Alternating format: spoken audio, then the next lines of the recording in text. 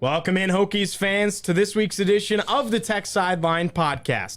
On today's episode, we're going to talk about the win over UVA. We'll preview Boston College. We'll break down baseball night in Blacksburg. And we'll cap things off in our second segment by discussing Virginia Tech's first women's basketball victory in program history ever over the NC State Wolfpack on the road in Raleigh, North Carolina. That's coming up on episode 283 of the Tech Sideline Podcast. And we get things going right now.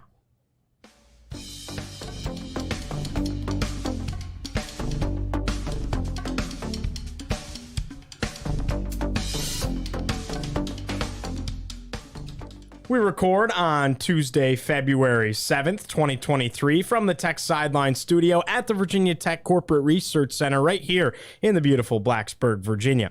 We welcome you in whether you're listening on Spotify, Apple Podcasts, or wherever you consume your podcasts or watching on YouTube. If you are on YouTube, make sure to like and subscribe while you're there and also turn on the notification bell so you do not miss any of our awesome TSL content. Tech Sideline is presented by First Bank and Trust Company. They're giving away one free annual TSL Pass subscription every week from January through mid-March. To enter, hit the link in the YouTube description or find one of their ads on the techsideline.com website. Be sure to enter every single week and remember that who you choose to bank with can make all the difference in your overall experience. First Bank and Trust Company is the bank that puts you first. Visit www.firstbank.com to learn more. All right, thanks so much for being with us today. Excited for a great show. Across the way, managing editor David Cunningham is on the set. To my right, lead analyst and columnist Chris Coleman. In the fourth chair today, founder and general manager Mr. Will Stewart, everybody's boss on set today, and behind the scenes producing your winner of the Smithfield Sizzle against UVA and Castle Coliseum, none other than Mr. Nick Brown. I'm your host, Giovanni Heater. Again, thanks so much for being with us. How's everybody doing? How's everyone feeling? David was traveling. Chris has been busy writing. Will's got a lot going on. Everybody's busy. It's a busy time of the year as we move towards the end of basketball season and transition into the spring, but it's a great time nonetheless. I feel like last week wasn't so great from a sports standpoint. Ever since Friday night, it's been all rosy. Yeah, very cool. What was it, wrestling 45-0 Friday? Yeah, that was a destruction. Right. So the interesting thing about wrestling was that when Jack Brizendine did our preview for that, I don't think this is a Jack prediction. I think he got it off of WrestleStat, but wherever he got it from, he predicted 48-0. No, Jack. No, Jack predicted was that straight up Jack predicted it. Yeah. Well, and Wow. Jack, I think so. Jack gave Tech basically like. I think he probably thought there would be like another pin or two in there, or extra bonus points. But he ended up being 3 points off. I looked at it and I thought 48-0. I've never seen anything like that. Like if points don't get deducted for unsportsmanlike conduct and stuff like that, basically 60-0 is the best you can do. Right. So going hard to the hole and say 48-0. And how often does a shutout happen in wrestling? That's a good question. Not very. Yeah. You have to be not very good. Right. So you have to pin people or major decision people, and they get no takedowns on you, no reversals. Well, that's results of individual. So you have to go through all 10 weight classes without the other team even winning one of them. Okay. Right. Typically, like even Duke's bad, but they had an endless stream of fine silvers wrestling for them, and the fine silvers could always be counted on to win one or two here and there. Right. So you'd beat the pants off of them, but they'd at least score. But this time around, they didn't. So it's like the football equivalent of winning a game like 90-0. Kind of. Yeah, that's sort of what it's like. All right, Mercy rule. It's like a Virginia Tech Syracuse game back in the early 2000s. Yeah, like that was messed up. 62-0.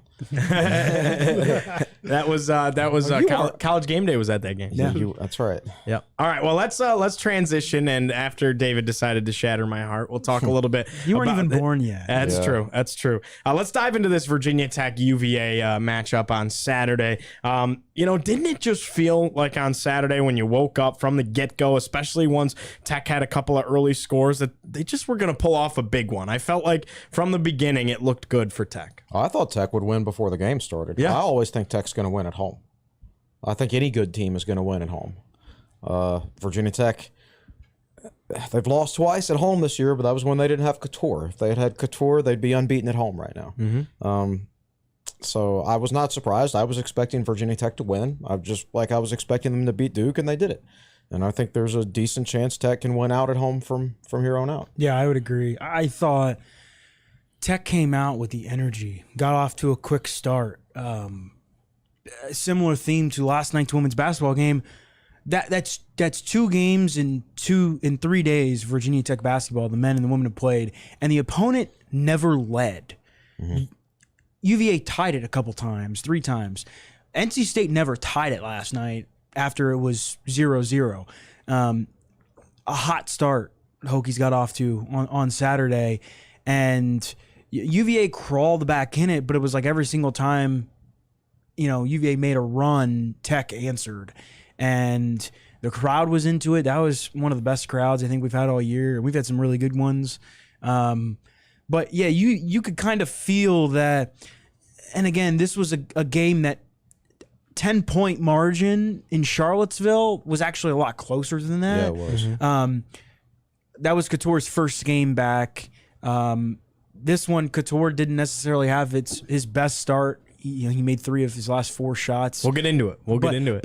But like Tech all around was pretty solid, and the flip side, the defense wasn't very great in that first game. The defense kind of carried them this time. Yeah, it was. I thought one of their better defensive performances of the season, especially if we consider the quality of the competition, and that was the difference. I think if they'd have gotten that kind of defensive performance against Miami, they would have won that game. Yeah. No, Miami's a whole different animal offensively, of course. Yeah. But, they looked real good last night against Duke.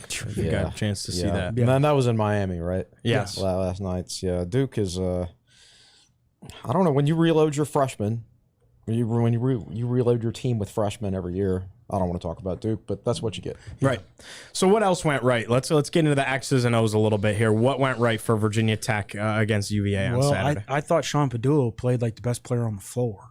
I talked to him after the game, and Justin Mutz was like, "Yeah, I think Sean took this one a little personally." And I asked Sean, and Sean was like, "Yeah, I did," and not in a way where it was like in his head and he was, trying to do too much, but more so in a way where he used it as motivation. And he wasn't perfect, but he was composed. Mike Young said he played like Virginia Tech's point guard. He didn't do too much. He made the right plays. He let the game come to him. And I thought that's really why Virginia Tech won the game. And his defense, yes, he had 4 fouls, so he didn't necessarily play defense on Kihei Clark for like the final 6 to 8 minutes of the second half. They switched Couture onto him, and he played very well.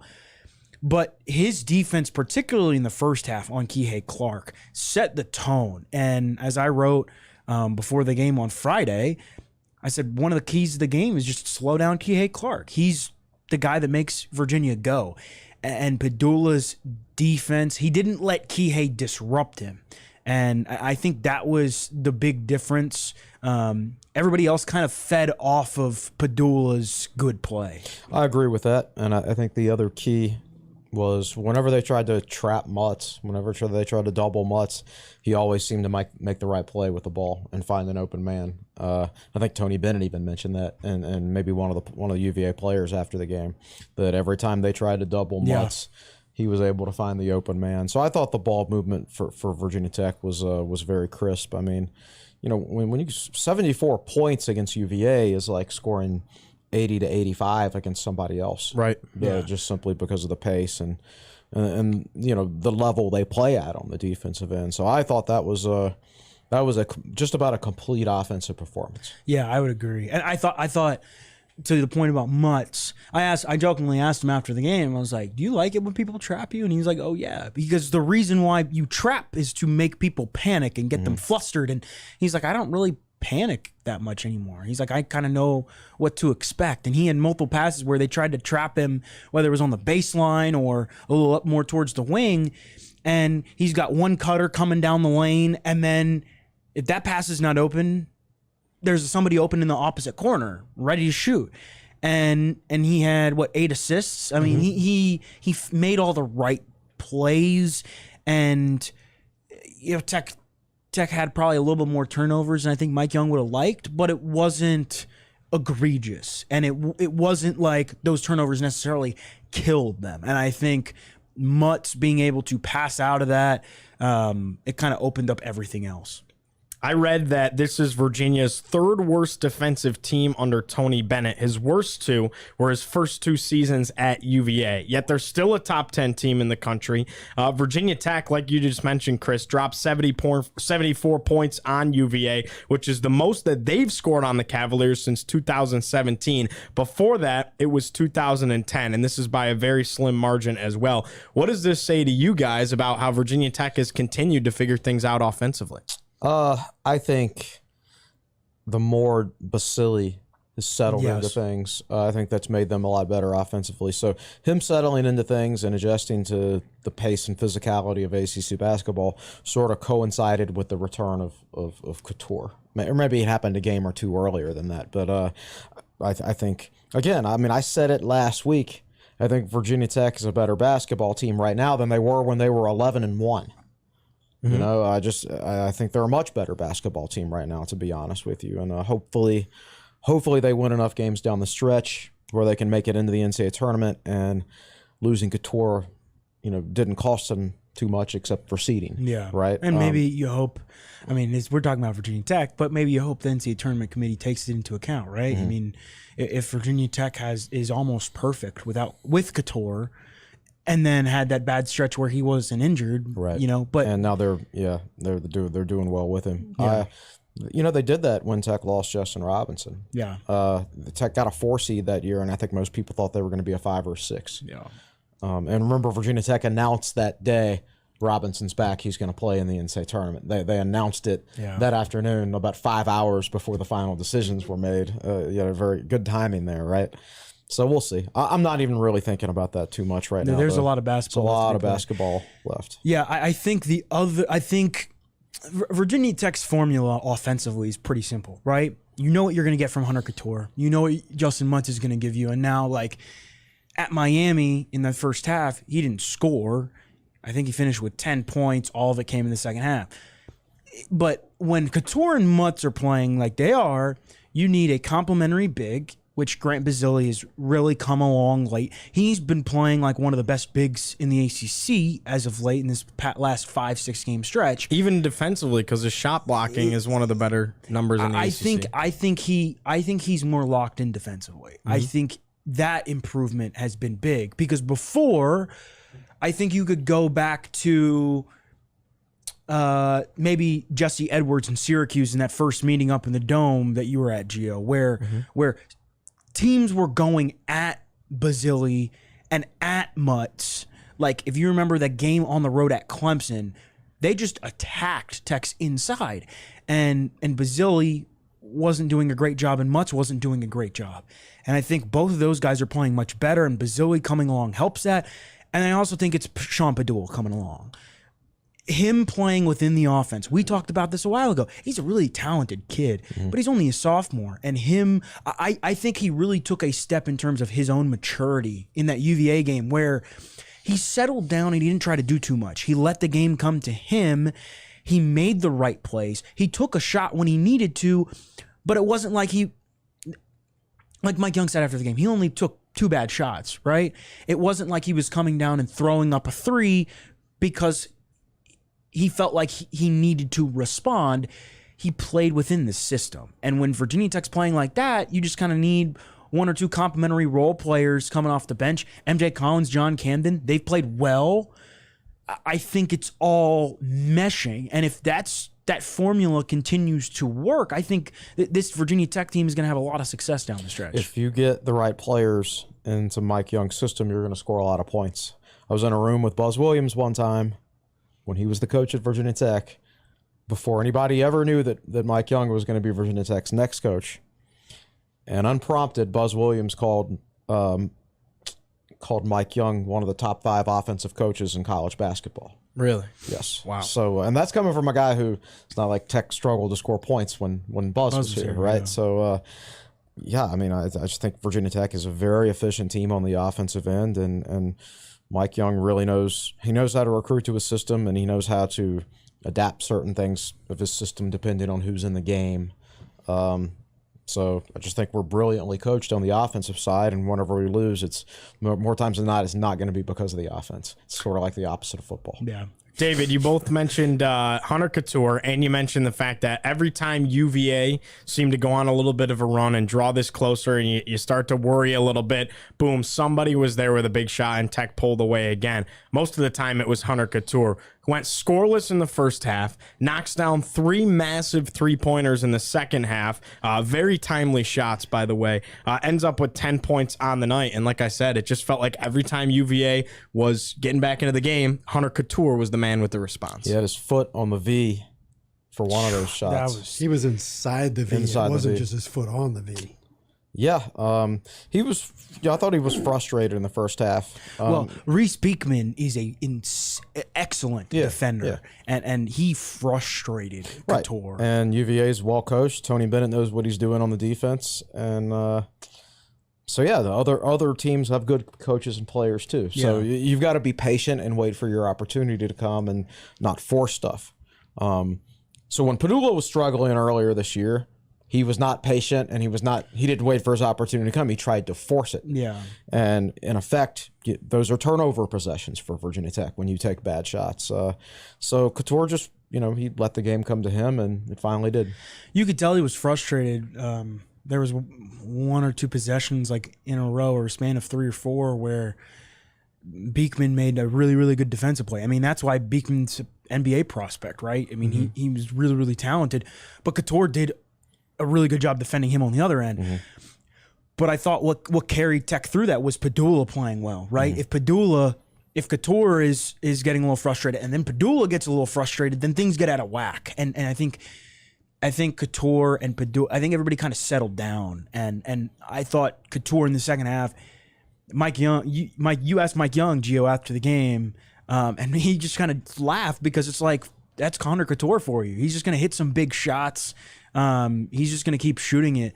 I thought he was really big. And again, I thought a lot of that came from just the ball movement and Justin Mutz and Grant Basile being big weapons inside, right? If UVA's not doubling Justin Mutz, that necessarily doesn't open up, Hunter Couture or somebody on the outside. Grant Basile had a big 3 or 2 too. So yeah, when it came down to it, Tech got some dribble penetration. I thought everything was clicking and everything opened up, and Lynn Kidd came in and scored some. I was honestly surprised Kidd didn't play more, but I think it was because the starting 5, like Basile and Mutz, were just so efficient that it was hard for Mike Young to take them off the floor. But like, that's 2 games in a row now where kids kind of came in and scored.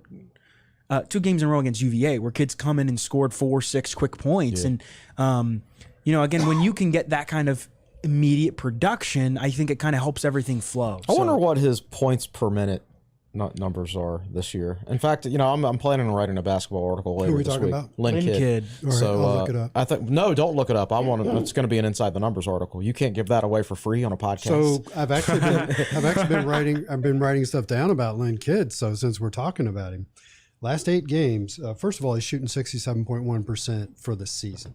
67%. Efficient. 2 out of everything. His last 8 games, he is 26 of 33 from the field, 78.8%. Wow. And that includes a game where he was 2 for 5 from the field. So other than that, he's 24 of 28 in the 7 other games. That's really, really good. And again, he's kind of a guy where I think Mike Young wants to play him more. But when Grant Basile's playing like the way he is, you can't afford to take him off the floor. I think there were a couple times where, I can't remember who was on the floor with Kidd when Kidd came on. But like Kidd came in immediately. And I think it's interesting because UVA and Tony Bennett have Caden Shedrick, and he's a really big body. And that's 2 games in a row where he's barely played. And he's kind of the Tech version of Elijah Poteet, very big and muscular and isn't as mobile. But he's barely been able to play because in the JPJ game, Lynn Kidd took him to town and scored 2 or 3 quick baskets. So Kidd's emergence off the bench has been huge because there's not really any drop-off. Kidd basically gets the ball, posts up, backs the guy down, And I think a lot of times you're kind of looking at it going, he's not going to make that. And then it's like a little hook shot and it goes in. It's like, all he's right. good with that little hook in the paint. Well, what I think is great about that is, he got a lot of hype in the before the season started. We had Mutt sit here and everybody's asking the question, who's going to surprise everybody this year? And to a man in multiple interviews, the coaches and players all said Lynn Kidd. And if you've been around sports enough, you tend to think to yourself, okay, we'll see. But it's absolutely true. If he takes, this is putting too much on him, but if he takes another jump like that after this year, he's going to be an outstanding. He's already good. Yeah. He's going to be a reliable starter next year. Yeah, no doubt about it. I want to talk, though, more about MJ Collins. First of all, starting off with his toughness. 2 games in a row where popped in the there mouth. was bloodshed. Well, this time it was the nose. Yeah, I mean, Popped in the face. Yeah. Well, so this time around, it was Mutts hit him. Okay, I don't know if you. Okay. I don't know. So I was talking to him after the game, and of course, MJ was talking to his family on the floor afterwards. After I come out of the post game, and MJ's family's great. And of course, I wrote a feature on MJ earlier in the year, so I know MJ pretty well now. And I asked him how he was feeling, and he said, "I was like, what happened?" And he literally had the video up on his phone, and he literally showed it to me. And Mutts basically spun around the corner and basically just popped him in the nose. So yeah, that's 2 games in a row where he's just bleeding all of a sudden for no reason. In the line of fire. And it's not a coincidence that, Tech's defensive play kind of went downhill when he came off the court against Miami. I agree. David, you were back behind me. I was on the floor. You were on press row on the same end of the court when MJ comes over to the bench and they're attending to him. And he's got his head back like this. And he's got 3 medical staff around him. because it was gushing. Right. But Mike Young comes over and yells something. I don't know what he said. I was going to ask it in the press conference, but just didn't get a chance to. I don't know if he was mad at him about something or if he was trying to hype him up or about something, but Mike Young was in his grill yelling at him as he's getting attended to. I just thought that was an interesting moment. I was wondering if you saw that. I did not see that. No one is hard to tell because he was kind of in that corner up against the wall. Well, the thing about Mike Young is sometimes you can't tell when he's Mad or because he doesn't smile. Right. And I don't say this in a negative light, but occasionally you'll see the corners of the mouth slightly turn upward. But even when he's one of those guys, when he tells a joke, it's with a straight face. When he's encouraging you, it's with a straight face. There's not. He's not a big smiler. Doesn't mean he's not happy or he's not fun to be around. He's the type that even when he jokes, he doesn't smile. Yeah, I tell you what, you bring up beer in a press conference and Mike Young will smile. That would make him smile. That's true. But why don't you do it one day, David? Well, I usually do it afterwards. I'm not going to out Mike Young. I was going to say what Mike said afterwards. Somebody asked Mike if it was time for a cold beer, and he was like, "Oh yeah." And it's 2:00 on a Saturday.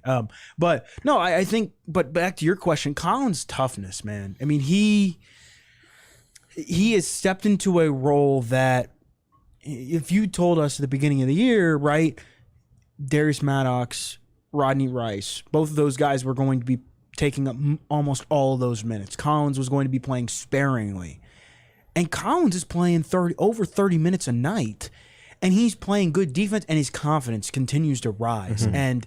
And the job he did, whether he was guarding, Couture spent most of the game guarding Armand Franklin, but he guarded Reese Beekman a little bit. UVA has so many weapons, and he did such a good job on whoever his task was.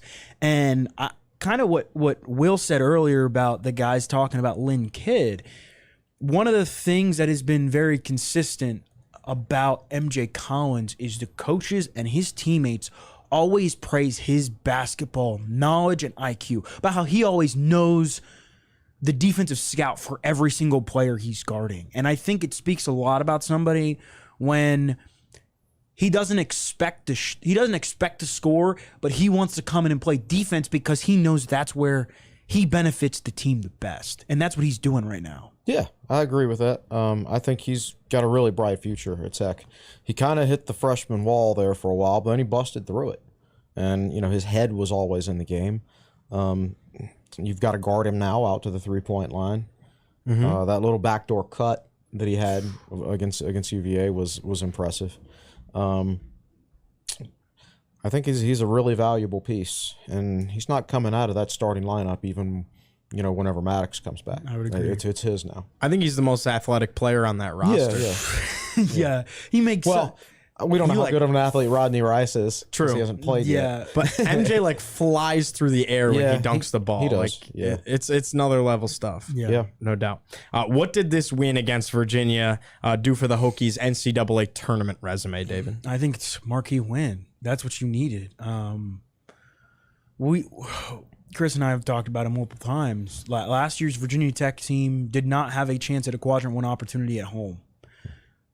Right now, Virginia Tech has a quadrant 1 win, although I haven't checked the net this morning, so I don't know how far Duke dropped. Oh, they dropped out. They dropped out. They're not a quad 1 win anymore. So until Miami demolished Duke last night, Duke was a quadrant 1 win at home. Well, now Miami's top 30. They basically switched spots. Okay.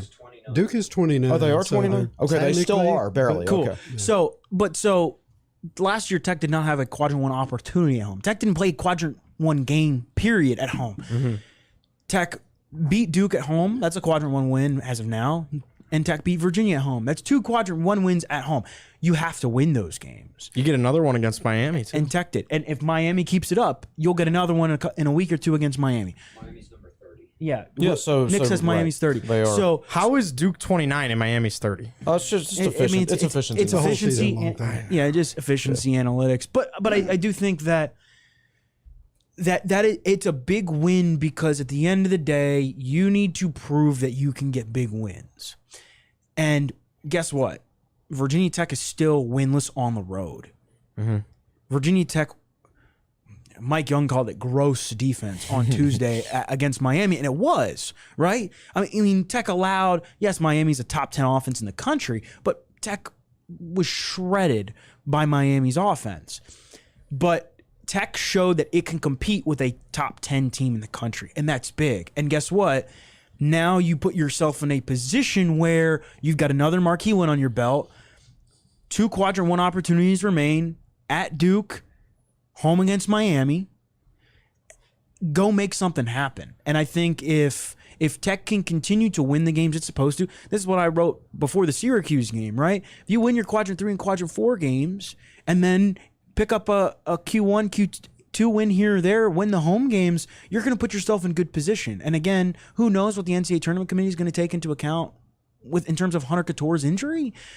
But this Virginia Tech team continues to show that when it is on, it can play good basketball. Now, can you string multiple wins together? That's the big question. And the Hokies, Mike Young's never beaten Boston College. Mm-hmm.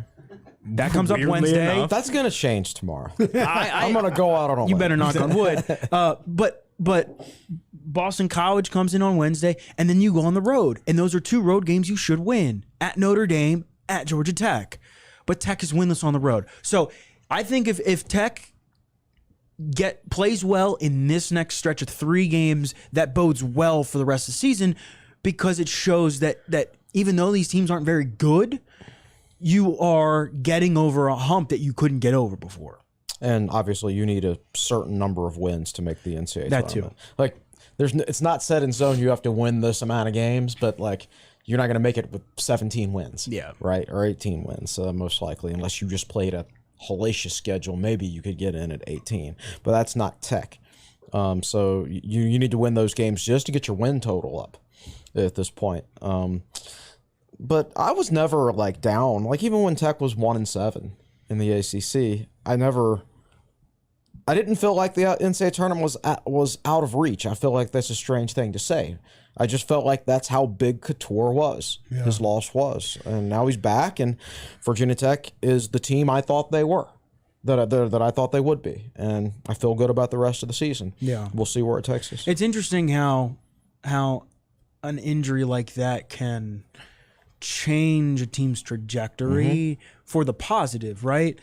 I don't know if we would have seen the same, if we would be seeing the same kind of MJ Collins, the same kind of boost from John Camden. I don't know if Grant Basile would be the same player if Couture never got injured, because that's just something we just don't know. But they had to kind of a little bit reinvent themselves when Couture was injured, right? Couture was out for 4 weeks. He only missed 4 to 6 games, but Tech was different. And then Couture comes back, and they're all better because of it. So I think we'll see how it ends up. But, I mean, maybe that was a... No, it's not a blessing in disguise because they would have won 3 more games now, David. I know where you're coming from, but for us old school guys, my senior year in high school was when NC State won the national championship, and they had Derek Wittenberg out for a significant amount of time that year. Mm-hmm. I think he hurt his ankle against Virginia and was out for a while. And part of the thinking at the end of the year was that while he was out, the rest of the team got better. So when he came back, they were a better team than they would have been otherwise. That's kind of, what do you call that? That's kind of what I'm trying to say. Putting a positive spin on things. I thought certainly when Couture was out, it really affected Sean Padula's play. But that was also a time period when, for the most part, Grant Basile kind of went invisible. And you guys were talking earlier about Basile, so I looked at his last 7 games. He had 4 points against NC State and Castle. I mean, I think he got into foul trouble, if I remember correctly. Yes, yeah. And he was just persona non grata. And at that point in time, his scoring average had basically come down to where he was averaging 13.2 points a game. 7 games since then, he's averaged 18.7 per game, and it's raised his average from 13.2 to 14.9. But I think he started doing that before Couture came back. So a couple games before. I think you can separate Basile's struggles from Couture's struggles. I think Basile was going through his own thing. Yeah, you know. But I do think I think that kind of shows. I think Basile made some. He was making some silly plays. Well, he's stronger with the ball now. He's stronger, but I think defensively he wasn't as good, right? He'd pick up a foul trying to hedge a screen 30 feet away from the basket that got him in foul trouble, right? Mm-hmm. The game against Clemson where somebody had a breakaway and he fouled the guy, picked up his second foul and had to go to the bench. I just don't think he was playing as smart basketball. Right. I think the margins were so slim when Couture went out that Tech had to play smarter basketball. Mm-hmm. Tech couldn't. Couture accounts for so much, very similar to a guy like Keve Aluma, right? Last year, he covered up so much stuff. Couture covers up so much stuff on the defensive end. Tech had to play smarter basketball, and I think everybody kind of learned from that.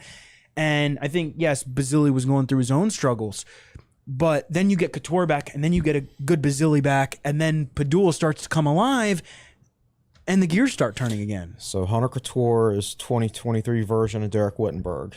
So book your Houston hotel rooms for the first weekend of April. Tech's going to win the national championship. All right, so one last thing. I got a bunch of notes here.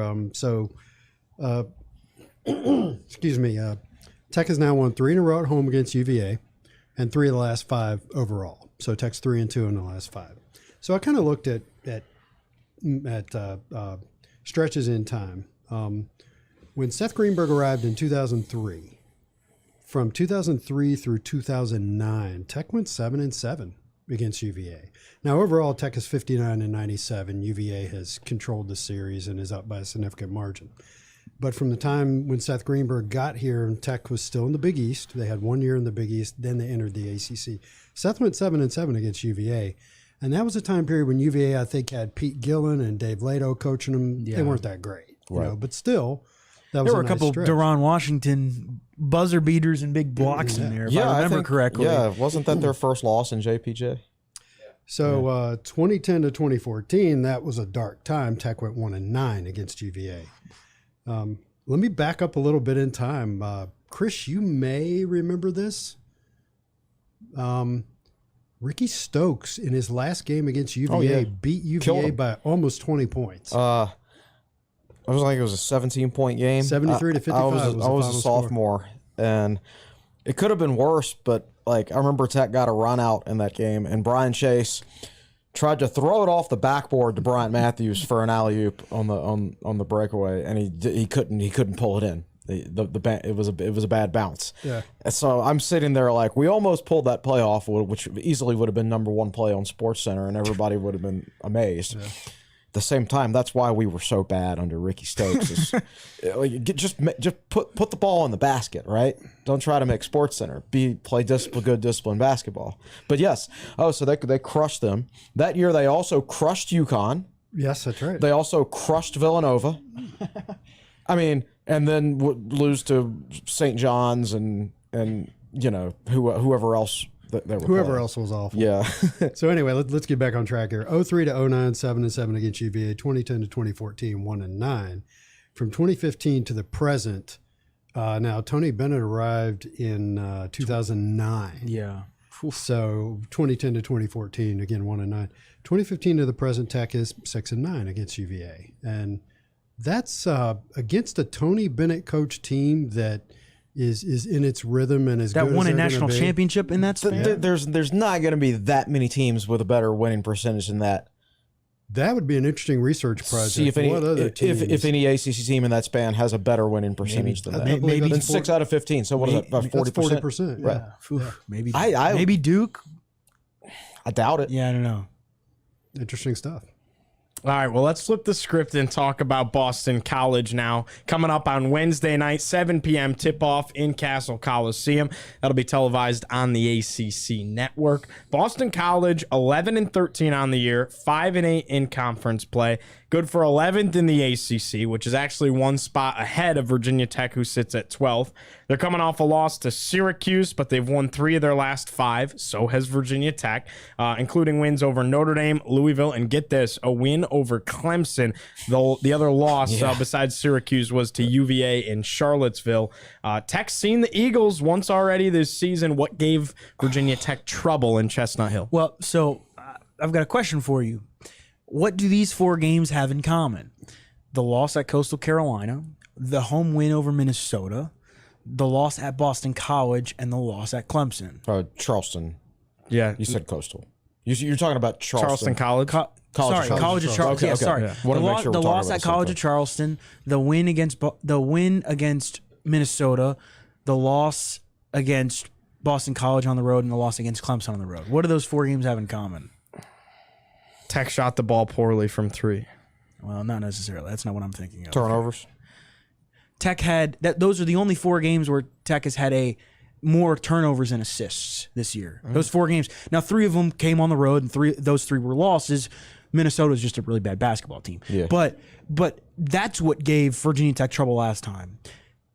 And that was the time when Will, Chris, and I, after National Signing Day, were sitting in PKs watching. And it's my fault. Should have known. Never watch a game of PKs with Will because we never win when that happens. And you ate pizza instead of a cheeseburger. But Tech played bad basketball. And that was Hunter Couture played 35-something minutes in that game. I mean, he played all but the final 5 or 6 minutes, I think, in this. He got hurt with 5 or 6 minutes left in regulation. Yeah, and then it went to overtime. And then okay, so his injury wasn't necessarily the difference. Tech was already played bad basketball. Yes. It was sloppy. Tech didn't get to a rhythm. And like we kind of talked about, right? You're playing on the ice hockey rink. It's cold. There's nobody in the stands. It's Boston College. It sucks, right? But Tech just couldn't get into a rhythm. Tech couldn't do anything. And I think that's basically Tech just played really, really, really bad basketball. That might have been one of the worst offensive performances Tech's had all year. Yeah, no question. It's the rare, horrible offensive performance by Virginia Tech. It's Conte Forum, like you said. So Duke almost lost up there. Granted, Duke's not that great this year, but they're a lot better than Boston College, and they almost lost up there. Clemson lost up there. Clemson's a good basketball team. Right now, they're first in the ACC, right? Tech is going to easily handle Boston College tomorrow. The toughest road environment, Will, at Boston College? Yes, it is. ACC? Because there's no environment. Yeah. Well, I think you have to create your own energy. Don't drag me in this discussion. You know how I feel about Boston Well, College. I think, Gio, to answer your question, I think one of the big things was Tech was just sloppy with the ball. It wasn't no offense was being run. Yeah. The defense was but when you're playing. When you turn the ball over 16 times, you're not going to win a basketball game. It's really, really hard to win a basketball game when you can't score the ball. That was at the point where we first really started talking about Padula trying to do too much on the offensive end. And it actually got a little bit worse after that when Couture got hurt, but he's played really well his last few games, I thought, and seems to have put that issue behind him. So I don't think Tech's going to have much trouble with them. Yeah. I don't want to jinx it, but it's strange to say considering Mike Young's never beat them. But yeah, Tech is a lot better than Boston College. I think again, if Tech plays like it did against UVA, Tech's going to win. Yeah. No question. And it's sold out again. Every home game is sold out for the rest of the season in Castle, which is pretty cool. Yeah, how about that crowd on Saturday? It was great. Oh, it was fantastic. It was great. When the bacon hit, and that was the loudest I've heard it. Probably, I mean, I've only been here for 2 years, but that was the loudest I've ever heard Castle. That got really loud. Yeah. Will, what was it like on TV? So for those that don't know, I did not go to Saturday's game. I didn't think the crowd was mic'd very well Saturday. Interesting. Looking at some of Gio's footage that he shot from the floor, it was just, and looking at some of the photos we took during the game, I have this weird thing where my favorite sports photos are taken where the athlete doesn't fill up the frame, where there's a little bit of perspective and you see the action, but you also see the crowd behind the athletes. And if you guys, here's a tangent. If you ever get a chance, anybody just watching now, Google Julius Erving Rucker Park, and you'll get a picture of Julius Erving standing on the court at Rucker Park up in New York. And across the street are kids on like a 4-story school building hanging out the windows and things like that. It's probably my favorite sports photo ever. One of my favorites. Interesting. So anyway, back to the topic. I thought looking at pictures and looking at court level video, it was a lot more fun than it was on TV. You know, it's just kind of hard to express it. Like I said, they really didn't do all that great a job of miking it. And I'm sure people that watch Tech on basketball on television a lot also agree with what I'm about to say. Tech needs to do a little something with the camera angle to get it up above the crowd. There are too many moments where somebody literally just standing up and going to the concessions walks down in front of the camera. And there's a lot of times where people put their hands up, and it's so just, they've got their platforms over the tunnels, put a little something on top of the platform. I think they're in a strange situation where if they raise it anymore, it's going to hurt the view. It's going to block views. Right. That's true. We went to a game a couple of years ago where I actually sat in an obstructed seat by the camera, and I would have to lean out and look and see. So that's a good point. Right. So, and Gio, you shoot from some of those spots sometimes. Yeah. So that probably is an issue. So I don't think there's any way you can get that perfect. That's true. It's just an arena that was built in the 1960s. A long time ago, you know? before they knew that they would be shooting 5 camera. You know what I mean? Yeah. So, yeah. No doubt about it. All right. Well, if Hunter Couture doesn't, and I know we kind of touched on this, but I'm very curious to see what you guys have to say. Yes, they were playing sloppy. I find it very hard to believe, though, that if Hunter Couture doesn't miss the last 4 minutes of regulation and overtime against BC, that Virginia Tech loses that game. I think they win if he's there. You could make that argument. I'm not saying they would, and I'm not going to say they would because they didn't play well with him on the court. Like, they didn't play well for the 35 minutes he was out there. But they only lost by a couple points. Correct. So it might have made the difference. But that said, they didn't do enough in the 35 minutes when they had him for me to give them the benefit of the doubt on that. Okay. And Tech, God, if I remember correctly, Tech, Basile hit a 3 to take a lead with what, maybe 2 minutes left? Yeah, or something? and Tech blew a lead. Yeah. So yeah, I agree with. But you're right. I mean, look, Tech is 2 or 3 games, probably 3 games better right now with Couture. Yeah, I think healthy Couture. I think Tech we're not even have the conversation about the NCAA maybe tournament. 4. Yeah, 4 at a maximum. I think. Yeah, that's why I'm going 2 at a minimum, 4 at a maximum. So I'm going 3. Yeah. Well, I think definitely the Wake Forest game. Wake Forest, Clemson, NC State. Yeah. And who knows? They're the 3 I'm. And who knows about the Boston College game? So here's the argument. But we had Couture the second time. Yeah. Here's the argument that Hunter might not have made much of a difference. He played 30 minutes in that game. He was 2 of 5 from the field and had 5 points and a couple of turnovers. Really didn't have much of an effect on the game. now, but he is your clutch guy who could have finished. That's it. good. And he's your best defender. Tech didn't run an offense in that game. Yeah. When Tech runs their offense, he gets open shots and he scores. Yeah, that was the big thing, I think. When we were sitting next to each other eating pizza, and it was kind of just like... And I kept saying, run the freaking offense over and over. But it's like, why is Tech turning the... Like, why is Tech is essentially... It looked like street ball out there. It did. And, that was the point in the season where they were playing a lot of street ball. I listened to the post game after the Minnesota game. And, Mike Burnup's always the positive guy after the game. And he was like, you got to be pleased with a win tonight. And Mike Young goes, nope, not really. We're not playing very good basketball. We look like street ball in July out there. And that was after a double-digit win against Minnesota. So Tech was winning, but they were not playing well. And that continued to a certain extent. Yeah. They played well against UNC, but UNC's not that great. It's not. That's a home game you should win against North Carolina with Baycott out, especially with Baycott out. Even with Baycott, they're not. Yeah, that Tech good. didn't. I don't think Tech, and I think Couture kind of set that back. I think Tech didn't really start playing good basketball until you could maybe say the UVA game on the road when Tech shot almost 50% and. Just played a really good UVA team. Yeah. Well, I mean, listen, Tech has lost? How many games have they lost? 8? Yeah. 9. 14-9? Yeah. All right, so lost to Miami on the road, who's ranked. Lost to Clemson on the road, who's ranked. Lost to UVA on the road, who's ranked. Lost to College of Charleston on the road, who's ranked. Right? So... Who's been ranked? Yeah, and who was a definite NCAA tournament team. So... you've got a lot of losses in there that on the road losses. Yes, Tech hasn't won a road game, but I mean they haven't played their easier road games yet, with the exception of Boston College, but that's a little bit different because there's nobody there. Yeah. So it's a lot of winnable road games coming up. Tech is 3-6 or 7 against Quad 1. Tech is Nick says Tech is 3-6 or 3-7 against Quad 1. Yeah, I'll go check after this. Yeah. Who on BC's roster is the toughest matchup that they have to offer? So against I will say this: Quentin Post, Tech, BC's big man, did not play in that first meeting. He was injured, so he's going to provide. He's no James Karnick for Will, but he's going to provide. Jordan Chapman. He's going to provide a little bit of a mismatch.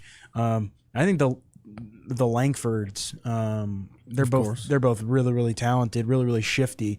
I think if Sean Padula plays defense like he did against Kihei Clark, who's he's just slippery, he's just really annoying to defend because he just stops and goes. If Padula can play defense like that against other point guards in the ACC, Tech is going to have an advantage in every ball game, and I think that's probably going to be one of the keys to the game tomorrow. Nothing about Boston College scares me in Castle Coliseum. That's true. I think they're a well-coached team. I do think that they get the most out of their talent. They just don't have talent.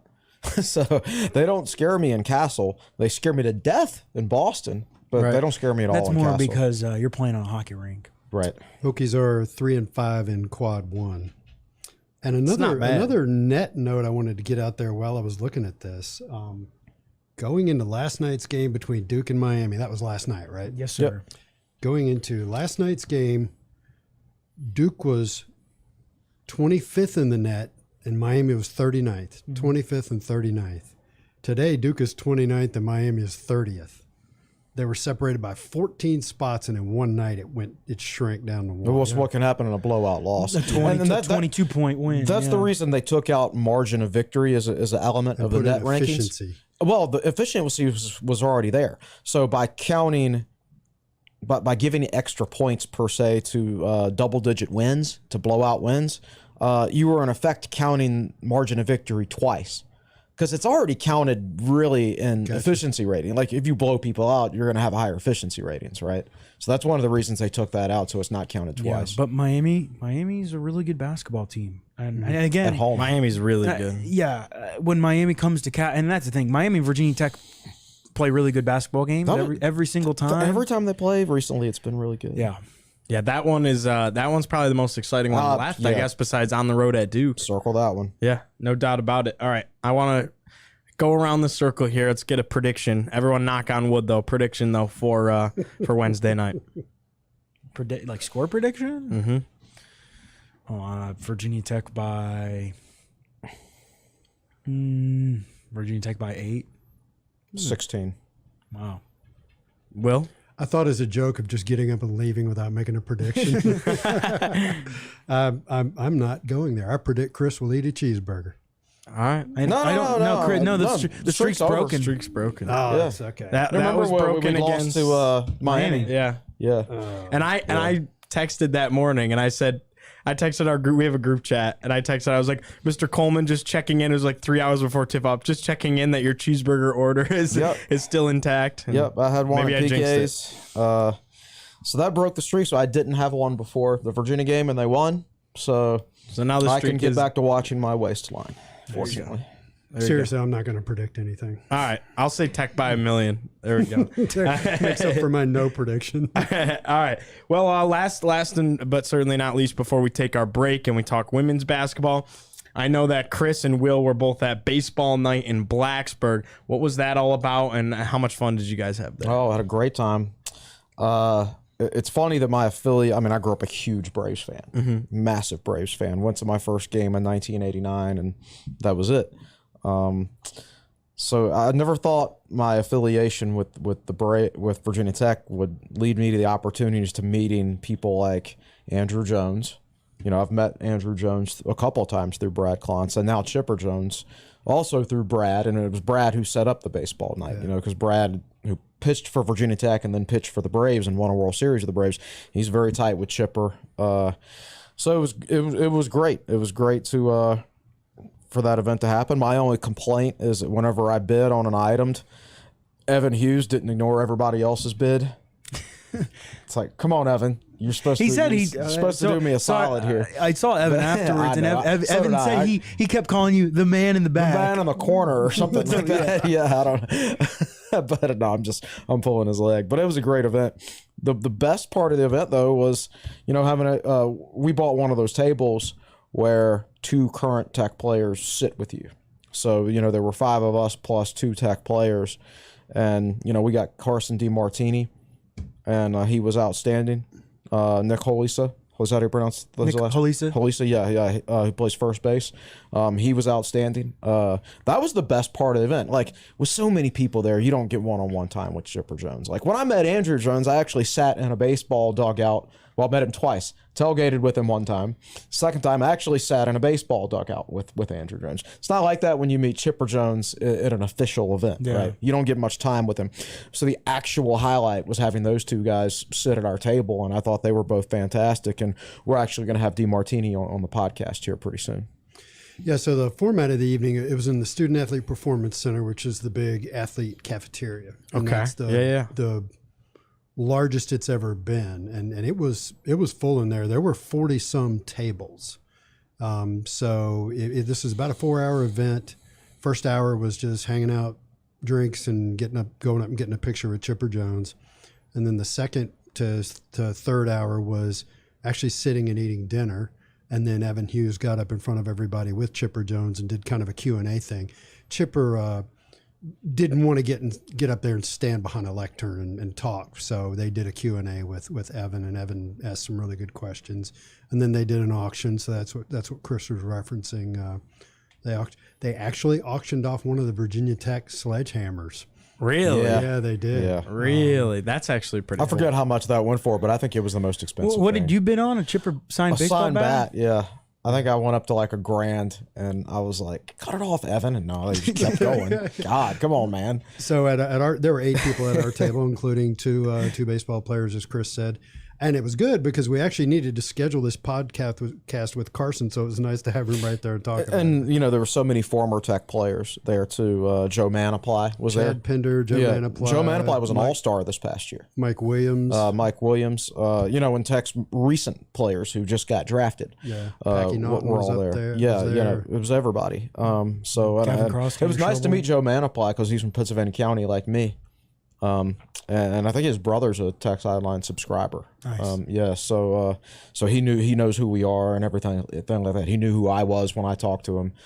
So it was good to catch up. I think Football, it's really, you got 85 scholarship players, so unless you picked like your 20 best talkers and put them at tables, you couldn't do an event like that for football. But I think it'd be great to do an event like that with basketball. Like you could pay to have Justin Mutz at your table, right? Or Hunter Couture or whoever. And our basketball players have very good personalities, and they'd be good in settings like that. And I think they could raise a lot of money for the program. Would be too. Yeah, absolutely. I mean, bring Justin Robinson in for an event like that. Now, it'd have so many of those alums, they play overseas basketball. He was at the UVA seasons game. are different. Yeah, he was. him and, He was and in Greg town. Donlin and Devin Wilson. Devin Wilson were all here. So, yeah, I think that could be a great event for basketball.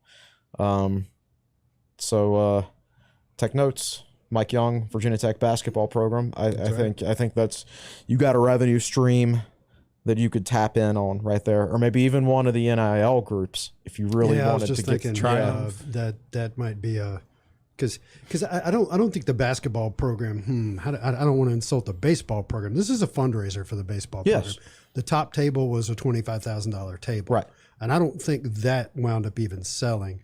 But I ran into Mayhole, and he said that he'd bought 2 tables for a total of $15,000. So this is a fundraiser for the baseball program. I'm not sure basketball, in air quotes, needs to do that. So to me, it really seems like more of an NIL opportunity. Yeah, for sure. But I mean, I feel like something could be done, and you can, again, it's harder to do with a big sport like football where there's so many players. Just 13 scholarship basketball players. You know, I feel like an event like that, if done properly, could be really beneficial. And it's one of those things I would certainly go to. Awesome. All right. Well, we'll turn it over to Will. Anything in the fourth chair from the comment section or no, I anything spent like that? everything, man. There aren't many comments, and you know, early in the podcast, I was taking all kinds of notes, and I've said all of them. All right. Well, when we return, Virginia Tech women's basketball made history last night and did something that they've never done before. We'll tell you all about it on the other side of the break. But for now, we'll step aside. Don't go anywhere. We'll be right back.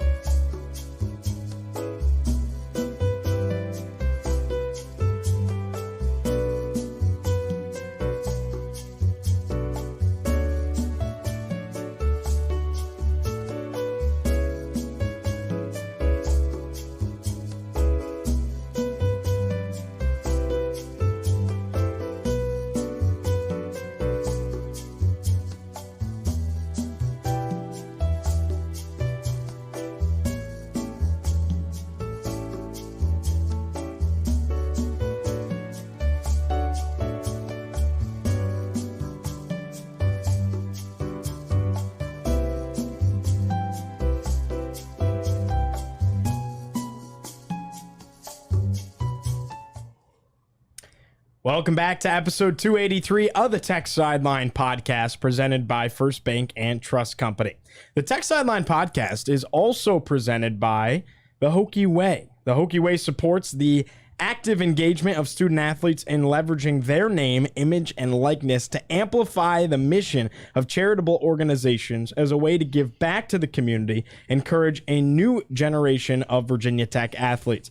Visit thehokieway.org to learn more and to support Virginia Tech's NIL efforts. All right, let's get into our second half of content. We've shifted around the stage a little bit here. Will Stewart joins us, and in Chris Coleman's seat now is David Cunningham. Nick Brown still behind the scenes, of course. I'm your host, Giovanni Heater. All right, 11th ranked Virginia Tech women's basketball went on the road last night and took down their ACC foe, 22nd ranked NC State in Reynolds Coliseum. It marked the first time in program history that Virginia Tech has beaten NC State on the road down in Raleigh. David, you were there. Take us through your night last night. First of all, that's a really cool place to watch a basketball game. That's one of my favorite venues I think I've had the opportunity to cover a game at. Evan Hughes was up in the rafters because there just isn't much room at all. Of course, it was Play for K, the 18th annual Play for K game, so that was a really big deal. Of course, that's all the cancer survivors and stuff. They honor them at halftime. Halftime was about 20 minutes long. The game was on ESPN2. Only the third time in Virginia Tech's history that has played a regular season game on national television. The second time was in December at Tennessee. So, and the Hokies have NC State on the 19th, I believe, in Castle, and that game's on ESPN2 too. So, big opportunity on national television. Obviously played for K game. Debbie Antonelli came out at halftime and talked about cancer and Kay Yao and all that stuff, and it was really moving tribute. But the Hokies played really, really well. They played really good basketball. It was the Georgia Amor and Liz Kitley show, especially in the second half. They combined for 52 points, had 31 of Tech's 34 second half points. Georgia Amor had 20 in the second half, new career high 27 for her. That duo, NC State just couldn't stop Kitley and Amor, and it got to the point where, you know, Amor would get the ball at the top of the key and dribble one way, and they would screen for her, and NC State would try to hedge it and stop it, and then she'd go back the other way, and Tech would re-screen it again, and NC State was trying to basically freeze it and defend it and stop them from re-screening, and couldn't, because Amor's that quick and Tech was that smart about the way they handled it. And it was a really good performance all around. Hokies held NC State to 6 assists, which is kind of like unheard of in college basketball. Like, I couldn't tell you the last time a team had 6 assists in a game. It's just really good performance all around. Obviously, Kitley and Amor kind of stole the show, but I mean, to win a game in Reynolds Coliseum in that type of environment, it's only like 5,000 people. Really, really, really loud. To do it, to get a quality victory. I think the funniest part was that Kitley and Amor and Kenny Brooks after the game were all kind of just like, you know, that's something we expect to do, right? They have gotten to this level where they are that team. They can do it. It's not like, oh, this is going to be an upset, right? Virginia Tech was a higher-ranked team yesterday. And, you know, I just checked Charlie Cream's bracketology in the break. ESPN has the Hokies as a 4 seed in the NCAA tournament right now. They deserve to be there. Which means they would host. Correct. Which means there would be a NCAA tournament regional in Blacksburg. Right. So you mean to tell me that the only point by an individual not named Kitley or Amor for Virginia Tech in the second half was that Deja Gregg 3? Correct. That's unbelievable. Yeah, that was crazy. I mean, and that's how good they were. And NC State, you know, I asked Amor what was helping her last night, and she said, well, a 3-ball was working, but her mid-range jumper, you know, she's like, I usually don't take those, but NC State was just giving them to me. And so I took them. So then NC State's center, who was guarding Kitley down low, kept having to hedge out a little bit more, which opened up stuff for Kitley down low. 6 Kitley had, I have the box score in front of me. Kitley had 9 baskets, and 6 of them were assisted by Amor, which were all of Amor's assists. Very interesting. Which kind of goes to show you that a lot of it was just people, like the defense was kind of shifting away onto Amor because she was shooting the ball so well. And there were a couple times like Amor drove into the lane, both defenders crash, and she just gave a little dump off pass to Elizabeth Kitley for an easy layup. And I also think Kitley got a little bit more calls than usual. I asked her about that, and she kind of chuckled because she was like, yeah, I thought it was like, she didn't say that she thought it was called more fair, but like, I think there were a lot of calls where it wasn't like every single call went Virginia Tech's way, but it wasn't like they were letting Kitley get, punched and hammered down low. So I wanted to get into that with you because that answers part of the question. Did she just get more calls? And I thought watching the game, she was getting more calls. Do you think that NC State tried to defend Kitley in Duke style where they crashed 2 and 3 players on her? Or did she also just have more room to breathe in general? I think a bit of both. I think they played her well. And I mentioned this last night when I was talking to a friend that was there covering the game. It's really interesting when Virginia Tech plays, like when Virginia Tech has, that was the first of 5 straight ranked opponents left. I believe the only non-ranked opponent on the schedule is Georgia Tech left for the Hokies. When the Hokies play the type of teams they're playing right now, in NC State, when they play at Duke, when they play North Carolina, when they play Florida State, those teams are good enough to defend Elizabeth Kitley one-on-one. Like for the most part, right? They'll send a little bit of help defense, but a lot of the other teams in the ACC, we've seen Virginia do it, we've seen Pitt do it, we've seen Syracuse do it. You got to play zone because that's how good Elizabeth Kitley is. And I think NC State went straight up, and what helped was NC State got in foul trouble. Camille Hobby finished with 3 fouls. River Baldwin finished with 3 fouls, and those were the 2 big men for NC State, right? Kitley was just, it wasn't like she was doing anything more, I think, than she usually was. But I don't think, like in the past, the Tech NC State matchups have been Elisa Cunane on Elizabeth Kitley, and Cunane is good enough to handle her by herself, right. where Kitley's not going to be able to just bump her around. And Kitley was able to kind of get really good position. And then there were some silly fouls by NC State where it was just, they got a little tangled and like Kitley got knocked in the face by a arm flying around, and they got a foul. But I thought Kitley was in really good positions, and I thought the way Tech used her was smart, right? They didn't try to necessarily force it. They kind of let everything play around and then picked moments to go inside to her where they threw it down low, and if it wasn't working, they didn't try to force it. They kicked it back out, swung the ball around, and then they tried to go back to her again down low, on the baseline. And she was 9 of 15. I mean, she didn't hit every single shot, but she was pretty efficient, and then it also helps when you got a guard like Georgia Amor that can just go off. Yeah. So I did not realize going into this game, because my paying attention to Virginia Tech women's basketball has kind of just come and gone over the years. It hasn't been as consistent as you guys.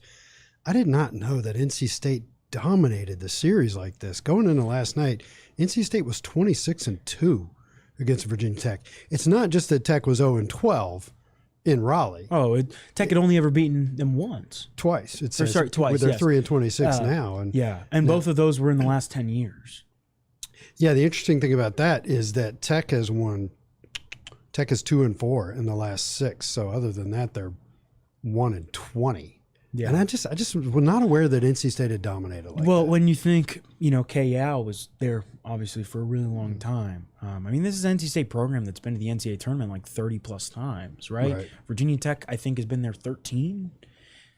That's kind of shows you the levels, right? That NC State's historically a really, really good program. And I think even the times where Tech was really good under Bonnie Henriksen, Bonnie left like right before they entered the ACC. Yeah, so maybe they didn't play. But Tech was really good in that 2004 to 2008 era, right? I think Tech pretty good, yeah. Tech there are 2 times That was the third time Virginia Tech and NC State had played where Tech was ranked higher last night. But that was the only. But the previous 2 times NC State wasn't ranked, and NC State still won. And that kind of goes to show you how like just good NC State was. Yeah.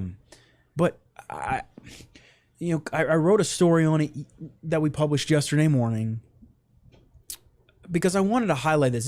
This is a really good ACC rivalry. Virginia Tech and NC State go back and forth and back and forth and back and forth every time they play. And I think that's a little misleading because Virginia Tech has been a lot better. Like the 2-4 in the last 6, Virginia Tech in both the regular season games last year, I mean, that was a 2-point game and a 6-point game. Like those games were really, really close. I think Elisa Cunane and NC State having a lot of experience made the difference. But I'm very curious to see if the trend continues in the ACC where there's a little bit of a changing of the guard, right? NC State doesn't have necessarily the experience anymore that other teams that they once had. Virginia Tech has a little bit of the experience. What happens if Elizabeth Kitley decides she wants to come back? Yeah. Right?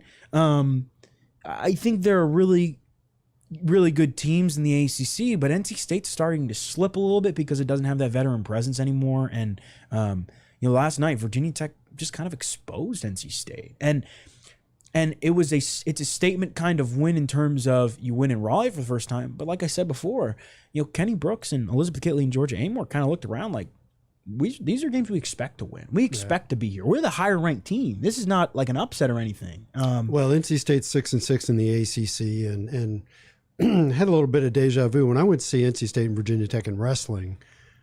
The Hokies only won 16-14 in wrestling, but I walked away thinking Tech was a lot better wrestling team, and I haven't felt that way in recent years. Yeah. And watching this game, sure, Tech got up 13-2 and 15-4, and that kind of colors your and they led the whole way.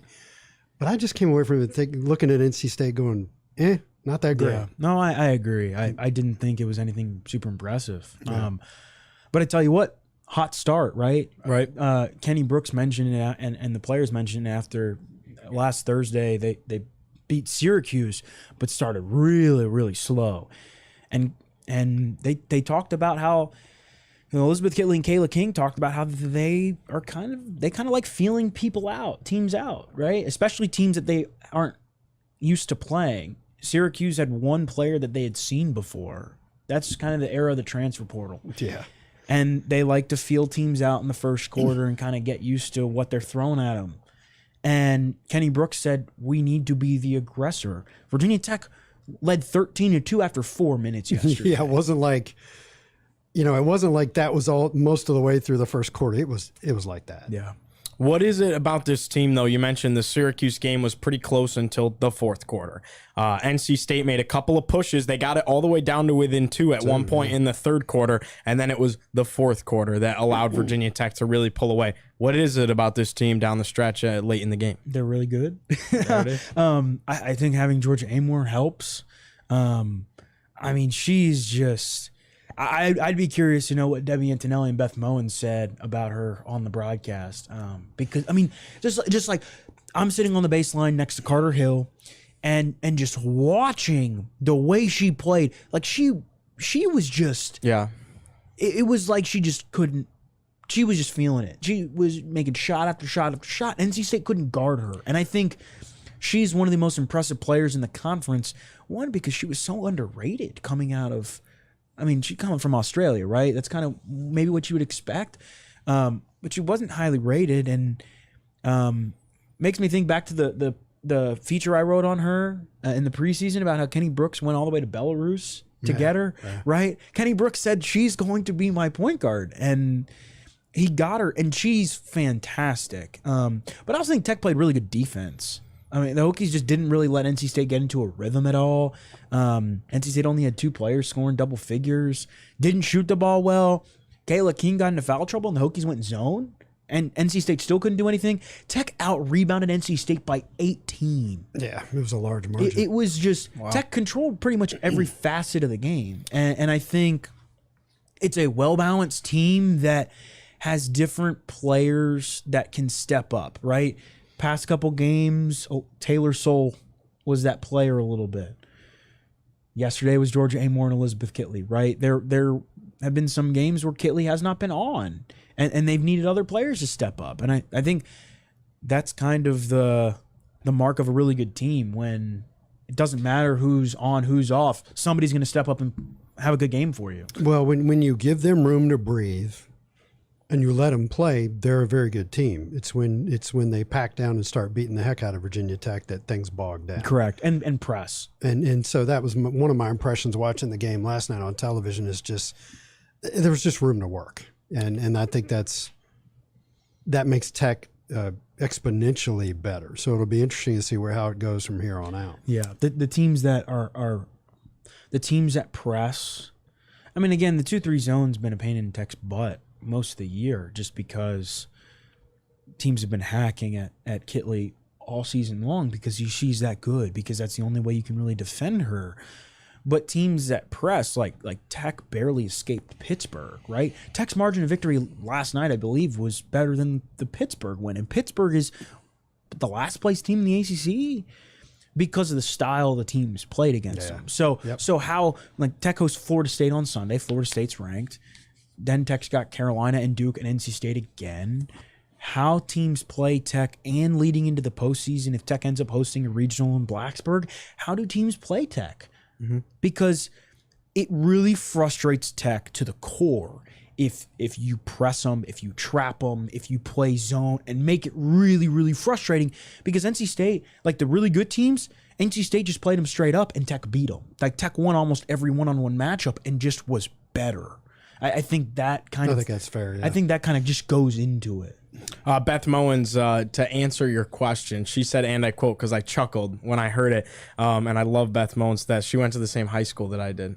She said, Georgia Amore is playing like a boss. That's she said that more than once. Yeah. That's what she said about Amore. Kenny Brooks, before last year's North Carolina game in the NCAA tournament, in last year's North Carolina game in the ACC tournament, which of course was a classic. Kenny Brooks told Georgia Amore during a timeout that he pulled her aside and was like, "You're the best player on the floor. Go prove it."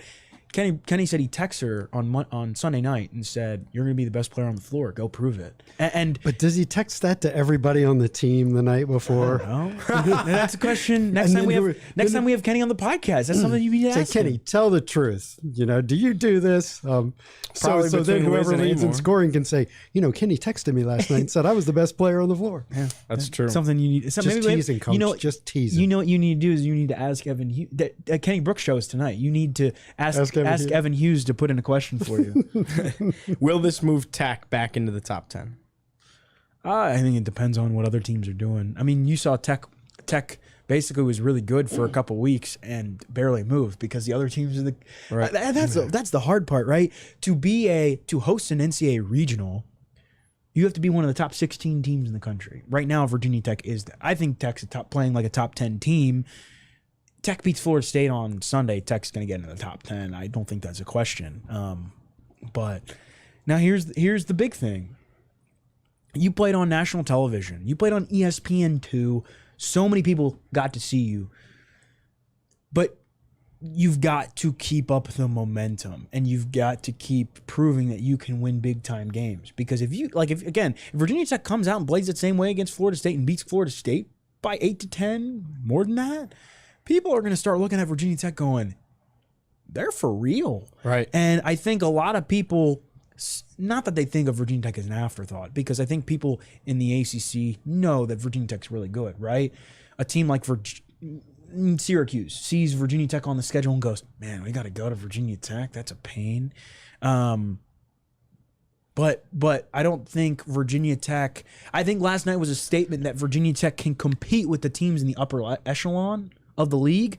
Now, can you do it again and again and again? And that's how you get the recognition, right? That's how you get a top 3 seed in the NCAA tournament, right? I think the one of the biggest things is that's a big win in terms of the Hokies having an opportunity to have a double bye in the ACC tournament. Florida State, Duke, NC State, UNC, and Georgia Tech to close out the regular season for Tech. What do they have to do in order to snag one of those top 4 seeds in the ACC tournament? Don't slip up. And again, it's really, really tough because like you've got North Carolina on the road, you got Duke at home, and Duke had Tech's number the first time around. I'll use this one word: adapt. And I think that's something you and I talked about a little bit, where Kenny Brooks, maybe at times when teams were playing zone against the Hokies, didn't necessarily feel like he wanted to adapt. It was kind of square peg, round hole. We're going to try to make it work. And I think we've seen now that whether it's Kayana Traylor scoring 25 against Virginia, or whether it's Elizabeth Kitley and Georgia Amore combining for 52, Virginia Tech has different players that can go off. If Virginia Tech continues to find different ways to score offensively and play good defense, because I think that's an underlooked part of the Hokies game. If Tech continues to get different players the ball, Taylor Soule has a good night, right? It can't all just be Georgia Amore and Elizabeth Kitley, but it's not. And I think that's where Tech's at its best. And there are going to be teams that match up Tech a certain way, right? They're going to pick poison and say, okay, well, we're going to limit Elizabeth Kitley. We're going to hack her every single time. Okay, well, other players are going to have to score, right? Virginia Tech has to figure out how to adapt to those situations. And I think NC State didn't do a good job changing what it wanted to do against Virginia Tech last night. No, Georgia being able to operate around the top of the key like that the entire game is my hot take is a failure on Westmore to adapt. And he said that after the game. He's like, I should have called timeout and changed up what we wanted to do earlier. But teams are going to adapt. And it's when you're playing the really good teams and they adapt that you also have to adapt. Yeah. And I think that is what's going to kind of propel Virginia Tech in the long run. David, last question for you. You've been around the team. You were around the team last night. You were at the press conference, got to talk to the players after the game.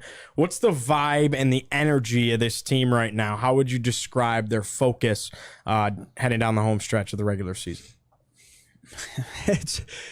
They're good. They like, do you celebrate a win like that? Were they locked in? Or they like celebrate Kobe style, like job's not finished, or what? They celebrate, but I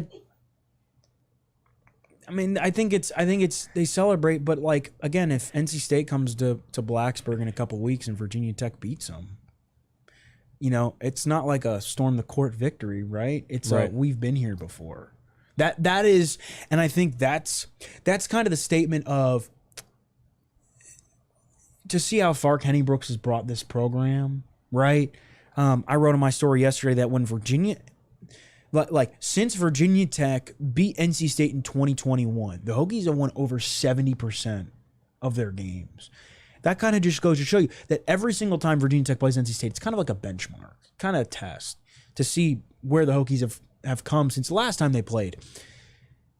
They expect to win those types of games. For them, it's just, okay, we played good basketball, let's move on to the next. And I think that kind of shows, just like you'd said that 3 years ago that they were winning, they were going to be a top number 11 team in the country and went on the road at NC State. I think a lot of people have been like, are you crazy? But that's just who Virginia Tech is at this point. And I think that's really important because they expect to win those games. So like you celebrate it, but then at the end of the day, it's like, we can't dwell on it for too long because we got to go win more of those games. So they more or less have their own destiny in their own hands, as they say. They're one down in the loss column in the conference to Notre Dame and Florida State, and they have games against both of them remaining. Correct, Gio? Correct. Yeah.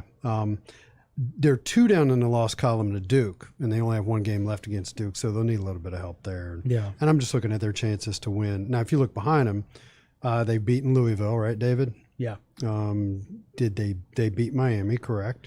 No, they lost at Miami. Lost at Miami. So, still stuff to be worked out. And I just looked in the NC State game. The rematch is on ESPN too.